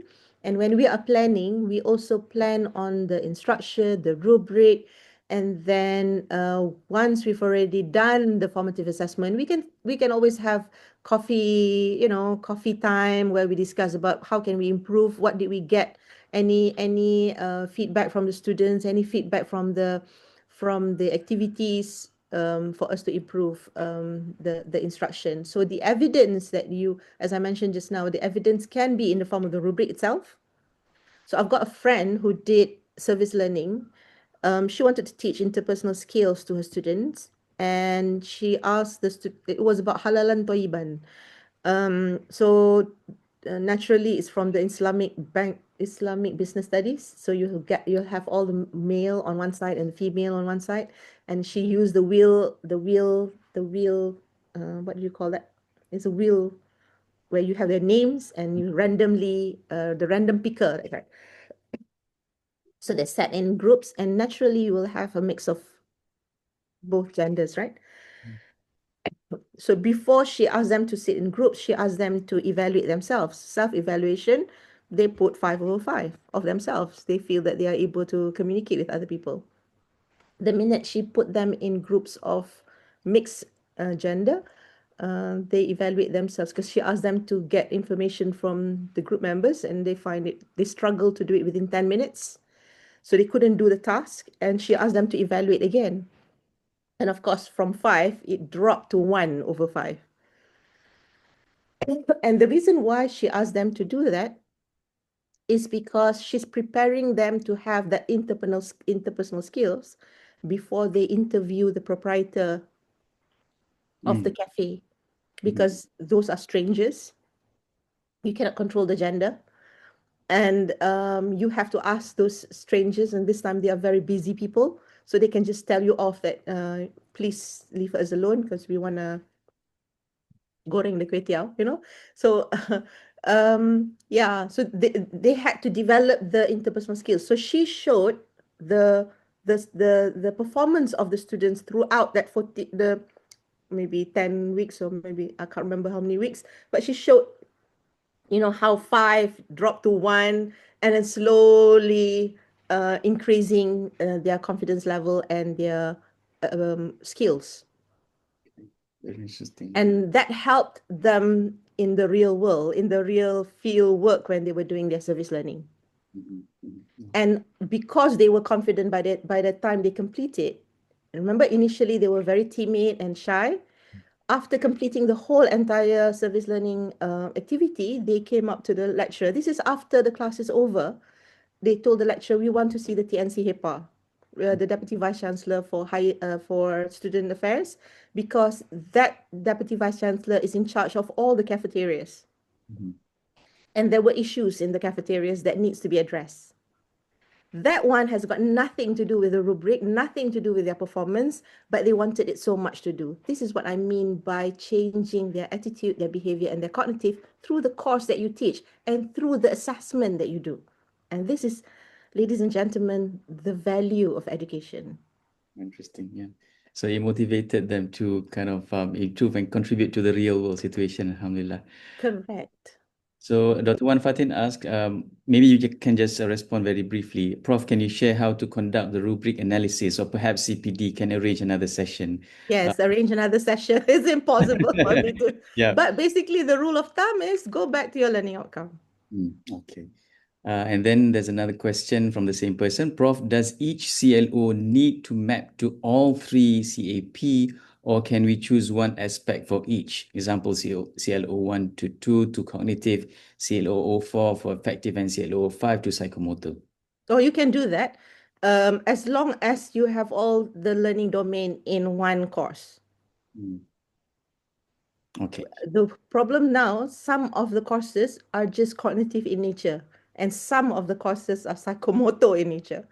So you need to have a blend of all, because you don't want them to know what to do, but you don't have that knowledge. Do you understand what I'm trying to say? So you've got to have the cognitive, the affective, and the psychomotor for the whole entire course. But for each course learning outcome, if you want to focus the first on cognitive, second on affective, the third on psychomotor, that's fine.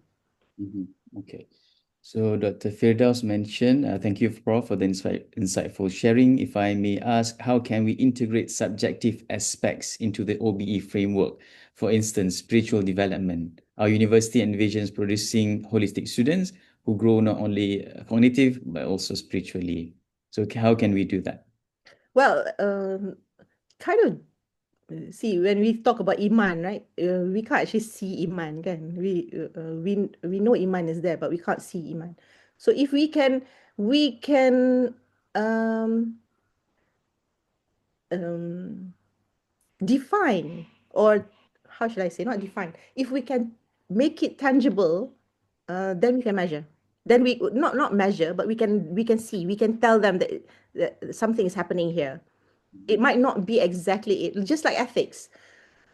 We can't say that there is an issue of ethics, or they have developed the ethical values, but by showing to us in the form of their views when they are writing, in the form of their action when they show us when they're doing, let's just say that assessment requires them to do a video recording of themselves doing something, so they can show us, then we are able to say that thing happened. So I think similar to spiritual, if you are able to show that they are able to do it, so that you are clear, consciously clear that they do have it, then so be it. Yeah. Yep. Dr. Shamsuddin asked with regards to the movie analysis that you did. So did you show this or present the movie in class? If yes, so a bit technical, is the procedure to obtain the license for public screening easy and affordable? So moreover. Yeah, I did not show it in the classroom because there's just no time for us to do it there. So I gave them the ability to search via whatever means that they have. So some of them actually shared with their friends how they can watch the movie.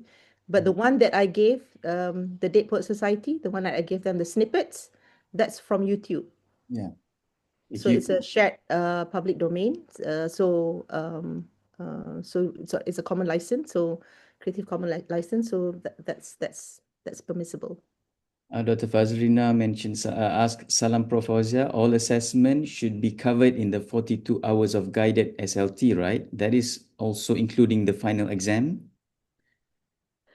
No, when I say 42 here means contact hours.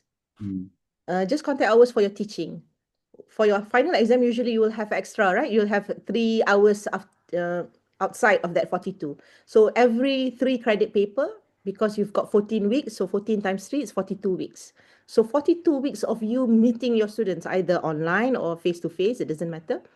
That's where you have your opportunity to give them the activity so that they are able to receive formative feedback before you give them the summative assessment. And the summative assessment is not done during 42 hours, not all. Sometimes you can do that during class time, but most of the time we will do it outside, right? We will use our SLT, students SLT, for assessment outside of class for them to return to us. Mhm. Does it make sense? Yep, all right. Yep. So Datin Sabaria Bakri mentioned, I think this might be somebody who knows you personally. Thank you very much, Prof. Doctor. May Allah bless you. Regards to Dr. Suhaida Haji Abdullah. I mean, thank Uh, you. Dr. Wan Fatin asked, Prof, can an assessment serve as both formative and summative at the same time? Like we give feedback to students, but we also want to take it into account the scores as part of CAM that contributes to the final mark. Hmm. Hmm. Um, When you say formative assessment, right, you want to give them the opportunity for them to improve. So you give them the feedback so they have time to improve before you assess them. Hmm. So if you provide feedback during summative, then it's not formative. Hmm. That is assessment, because assessment has feedback. Okay, but during summative, let's just say they have to present, and that presentation will be part of the overall performance. So they are in front of you. You could actually give them feedback, but by giving them feedback, it's not for your course. It's for their later lives presentation. Their understanding of how to present in next time in when they're taking another course, not within your course. So formative assessment is done within the time frame in which you are there. You're providing them the feedback so that before you give them the summative assessment, you are rest assured that they are ready. So that's the whole notion of being fair, that they are ready. They understand. That they are ready before they take the exam. Mhm. So, for example, let's say you've showed earlier that you used a quiz, for example, and then in the quiz online, we provide the reason why they are wrong. So that's a feedback. But once that is being considered or graded as becoming assignment and in calculated in CAM, that totally becomes summative. Is that true, Prof? Yeah, but if let's just say you've got MCQ, assuming, I don't know whether we still have MCQ or not in UA, because they misunderstand about the notion of multiple choice questions. So assuming you have that online quiz that you have as practice, Yep. as self-assessment, as assessment as learning, where every option you provide the explanation why it is wrong or why it is right. So while they're doing it, they're learning. So that's assessment as learning. Surely in the final exam, if you do have multiple choice questions, you will not have that options, right? Mm. You Yeah. will just have them telling you which option would they want to choose, and they will not know whether they got it right or they got it wrong until they see the score. When you provide them with the score, if they've got 50 over 60, oh, good. I kind of know most of the questions, but I don't know which one that I know and which one that I do not know. But for assessment as learning, because it's the nature is to provide to them feedback, and the best part of it, if you have a good data, a bank of questions, you can actually have them in how should I say, you have it in a topical way or chapter. So at the end, after they have completed, having said that they understand why they got it wrong, at the end you will have a summary that says you need to read chapter A, B, C, because looking at your how should I say, looking at your performance, you still lack the understanding in certain chapters, and AI can do that, right? Mm. Yeah. That's where AI comes in. Okay, this is the last question from Dr. Rosalie Abdul Rahman. Prof, you mentioned the course has to cover all CAP, but let's say we have X number of courses that focus on one major domain. And in the end, there is a fair distribution of all the three CAP throughout the whole program. Is that acceptable? This is where the different school of thoughts comes in. But coming from me, this is my personal understanding, yeah, or personal view or personal take on this. Because we talk about learning domain. When you talk about learning domain, you cannot run away from head, the heart, and the hand. Therefore, in a course, because it's a in a course where you want to teach them knowledge that might not be repetitive, you wouldn't have any other way. You wouldn't have another course that's similar to your course. Your course is unique, part of the whole entire program, but unique in itself. So in my view, you still have to have that head, the heart, and the hand. The only difference is depending on the nomenclature of the program, certain certain percentage of the head, the heart, and the hand would differ. For example, people who's teaching cooking, tourism, not tourism, event management, or maybe what do you call Culinary, that? Pardon? culinary arts, Oh, culinary. culinary, yes, culinary. So naturally, the psychomotor will be more compared to the affective and the cognitive. But there will be cognitive because they need to know what a knife is suitable to be used for what occasion, right? So yeah, that's my take. Thank you very much, Prof. We've extended to 12 minutes, and I thank all the participants for staying here. And I believe there's a lot that we've learned, and we shouldn't stop here. And I think one of the reasons CPD is doing this also to have this could not introductory, more of a refresher. If you believe that you would require more, feel free to contact Professor Fauziah to come to your kuliah and extend the trainings, inshallah. We also will provide this in our list of videos in YouTube, our CPD official channel. So you can always check back and the recorded session, inshallah. So, and I would like to also remind all the participants to fill in and complete the evaluation form so that we could always continuously to improve our seminars. There's a lot of comments saying thank you, Prof. Fauziah. I couldn't read all of Thank it, but everyone are very much feeling happy and benefited a lot from you, Prof. So maybe, Alhamdulillah. Mira, would you like to say something before we end and take a photo? So I hope Yeah. everyone also take the opportunity to prepare ourselves for the photo session. Please Yeah, welcome. yeah, I just want to echo Dr. Ashraf and everyone's here. Seems everyone is excited. Honestly, Prof, if you don't know how many pages I've been taking notes. I think if I will glad that I'm not going to be sent for a final assessment, but if yes, it's gonna be a lot of things that I'm going to learn and relearn again. And in fact, just last night I watched one of the movie that you asked your students to watch, which is Hiki, I think just now, right? Yep. And there's one part of the movie that I like is people think teaching is hard, but what is hard? I just realized that what is harder is learning. Mm. So now I realize what is harder is learning because then we have to do activate a lot of sensory thinking, hands, heart, as what you mentioned just now. So I hope we are among the chosen ones that enable the students to activate all those sense when they are in our class. So Jazakumullah khair, Prof. This is a very enlightening, very educating, very inspiring. So I'm sure we have a lot to bring to our next semester, inshallah. And Jazakumullah khair again, Prof. May Allah bless you with good heart as your and your family. And we look forward for the upcoming trainings with you again, inshallah. Thank you, Yeah. everyone as well, Dr. Ashraf, Sister Hilda, and all participants. Pass back the session to you, Dr. Ashraf. Thank you. Thank you, Prof. Mira. So we would now like to conduct the photo session. So I would like to welcome everyone to switch on your camera. Yesterday, I talked about the Duchenne smile. It's one of the smiles being being not reported by one of our neurologists called Professor, I think Dr. Duchenne.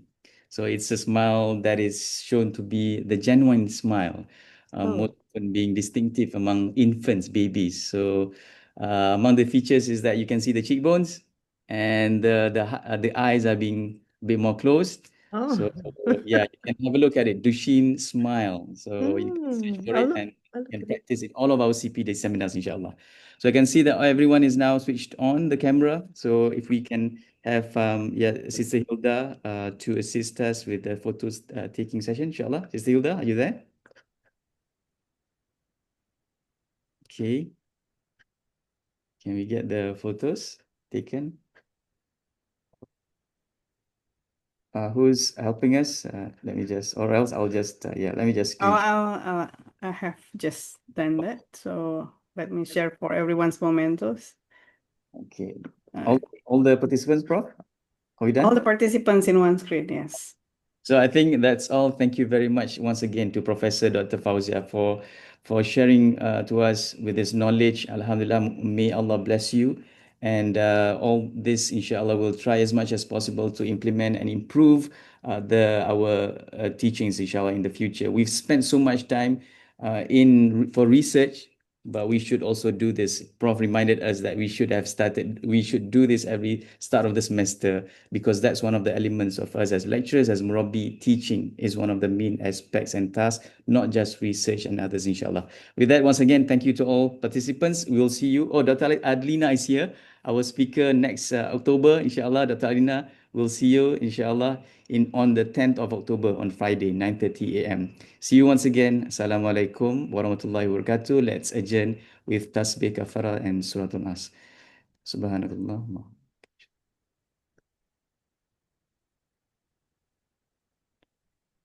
Thank you. Assalamualaikum. Terima kasih semua. Thank you so Terima kasih much. semua. Thank you very much. Thank you, Assalamualaikum warahmatullahi Prof. wabarakatuh. Waalaikumsalam. Waalaikumsalam warahmatullahi wabarakatuh. So we'll leave and end the recording, inshallah. Assalamualaikum. Waalaikumsalam.